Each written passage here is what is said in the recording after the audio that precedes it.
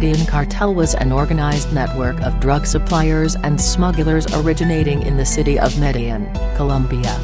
The drug cartel operated throughout the 1970s and 1980s in Bolivia, Colombia, Honduras, Peru, and the United States, as well as in Canada and Europe. It was founded and run by Ochoa Vázquez brothers Jorge Luis, Juan David, and Fabio, together with Pablo Escobar and José Gonzalo Rodríguez Gaca. By 1993, the highly effective resistance group, Los Pups, or Pups, controlled by the Cali Cartel, and the Colombian government, in collaboration with the Cali Cartel, right-wing paramilitary groups, and the United States government, had successfully dismantled the Medellin cartel by imprisoning or assassinating its members. At the height of its operations, the Medellin cartel smuggled tons of cocaine each week into countries all over the world and brought in at least $420 million per week. For a time, the Medellin cartel supplied at least 84% to 90% of the United States and 80% of the global cocaine market. In the late 1970s, the illegal cocaine trade took off and became a major source of profit. By 1982, cocaine surpassed coffee. Private armies were raised to fight off guerrillas who were trying to either redistribute their lands to local peasants, kidnap them, or extort the gray-mage money FARC attempted to steal. At the end of 1981 and the beginning of 1982, members of the Medellin cartel, the Colombian military, the U.S.-based corporation Texas Petroleum, the Colombian legislature, small industrialists, and wealthy Cartel ranchers came together in a series of meetings in Puerto Boyaca and formed a paramilitary organization known as Muerte a Secuestradores, Death to Kidnappers, MAS, to defend their economic interests, and to provide protection for local elites from kidnappings and extortion. By 1983, Colombian Internal Affairs had registered 240 political killings by mass death squads, mostly community leaders, elected officials, and farmers. The following year, the Asociación Campesina de Ganaderos y Agricultores del Magdalena Medio, Association of Middle Magdalena Ranchers and Farmers, ACDGAM, was created to handle both the logistics and the public relations of the organization, and to provide a legal front for various paramilitary groups. ACDGAM worked to promote anti-labor policies, and threatened anyone involved with organizing for labor or peasants' rights. The threats were backed up by the MAS, which would attack or assassinate anyone who was suspected of being a subversive. ACDGAM also built schools whose stated purpose was the creation of a patriotic and anti-communist educational environment, and built roads, bridges, and health clinics. Paramilitary recruiting, weapons storage, communications, propaganda, and medical services were all run out of ACDGAM headquarters. By the mid-1980s, ACDGAM and MAS had experienced significant growth. In 1985, the powerful drug traffickers Juan Mata Ballesteros, Pablo Escobar, Gonzalo Rodríguez Gaca, Carlos Leder, and Jorge Luis Ochoa began funneling large amounts of cash into the organization to pay for equipment, training, and weaponry. Money for social projects was cut off and redirected towards strengthening the MAS. Modern battle rifles, such as the AKM, FN FAL, Galil, and HKG-3, were purchased from the military, in ULIL, and drug-funded private sales. The organization had computers and ran a communications center that worked in coordination with the State Telecommunications Office. They had 30 pilots, and an assortment of fixed-wing aircraft and helicopters.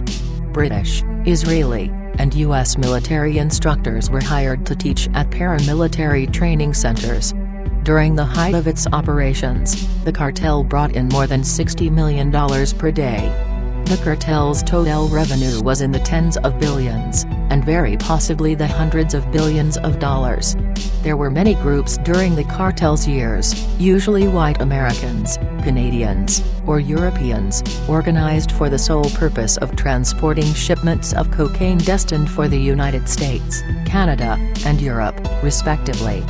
One group of members, dubbed Delta Motes, is believed to have been part of an enforcement arm for Escobar, allegedly responsible for many assassinations, bombings, and missions of vengeance for their leader. It is reported that, while most participants in these operations of brutal violence were Colombian, a small number were U.S. citizens. Many groups were infiltrated and taken down by federal agents and informers, and a few others were stumbled upon by authorities, usually due to some small misstep or careless behavior by a group member. Once authorities were made aware of questionable activities, the group was put under Federal Drug Task Force surveillance. Evidence was gathered, compiled, and presented to a grand jury, resulting in indictments, arrests, and prison sentences for those convicted. However, very few Colombian cartel leaders were actually taken into custody as a result of these operations. Mostly, non-Colombians conspiring with the cartel were the fruits of these indictments. Most Colombians targeted, as well as those named in such indictments, lived and stayed in Colombia, or fled before indictments were unsealed.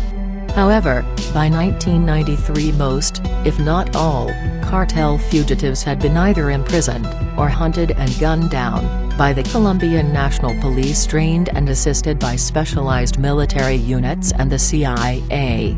The last of Escobar's lieutenants to be assassinated was Juan Diego Arcilajano, who had been released from a Colombian prison in 2002 and hidden in Venezuela to avoid the vengeance of Los Pips.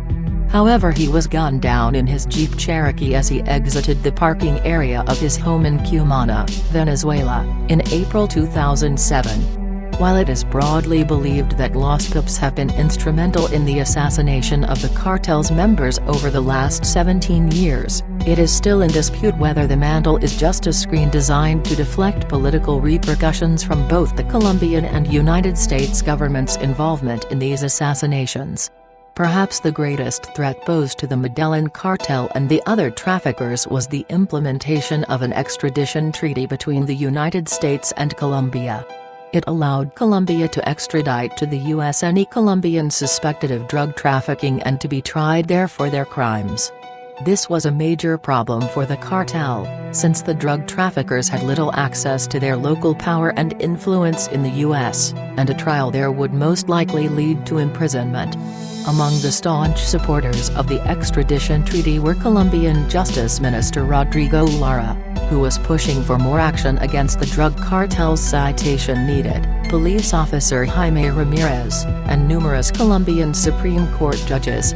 However, the cartel applied a bend-or-break strategy towards several of these supporters, using bribery, extortion, or violence.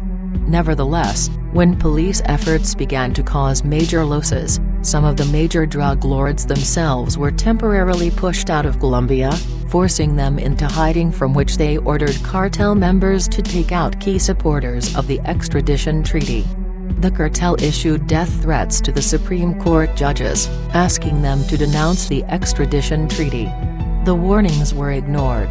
This led Escobar and the group he called Los Extraditables, the Extraditionables, to start a violent campaign to pressure the Colombian government by committing a series of kidnappings, murders, and narco-terrorist actions. In November 1985, 35 heavily armed members of the M19 guerrilla group stormed the Colombian Supreme Court in Bogotá, leading to the Palace of Justice siege. Some claimed at the time that the cartel's influence was behind the M19's raid, because of its interest in intimidating the Supreme Court.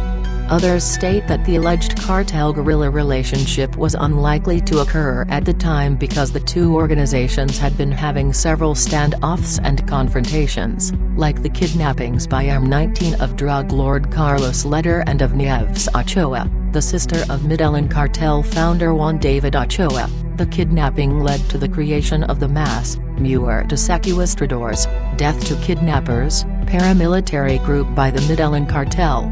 Former guerrilla members have also denied that the cartel had any part in this event. The issue continues to be debated inside Colombia. With the assassination of Juan Diego Arcilajano in 2007, Most if not all of Escobar's lieutenants who were not in prison had been killed by the Colombian National Police Search Bloc, trained and assisted by U.S. Delta Force and CIA operatives, or by the Los Pips vigilantes. The agents considered that their four-pronged kingpin strategy, specifically targeting senior cartel figures, was a major contributing factor to the collapse of the organization. La Oficina de Envigado is believed to be a partial successor to the Medellin organization. It was originally founded by Don Berna as an enforcement wing for the Medellin cartel. When Don Berna fell out with Escobar, it caused Escobar's rivals to oust Escobar. The office inherited the Medellin turf, its criminal connections in the US, Mexico, and the UK, and the office began to affiliate with the paramilitary United Self-Defense Forces of Colombia, organizing drug trafficking operations on their behalf. The cartel is either featured or referenced in numerous works of popular culture. Examples are listed below and in Medellin Cartel. The cartel is referenced in the 2015 film Sicario.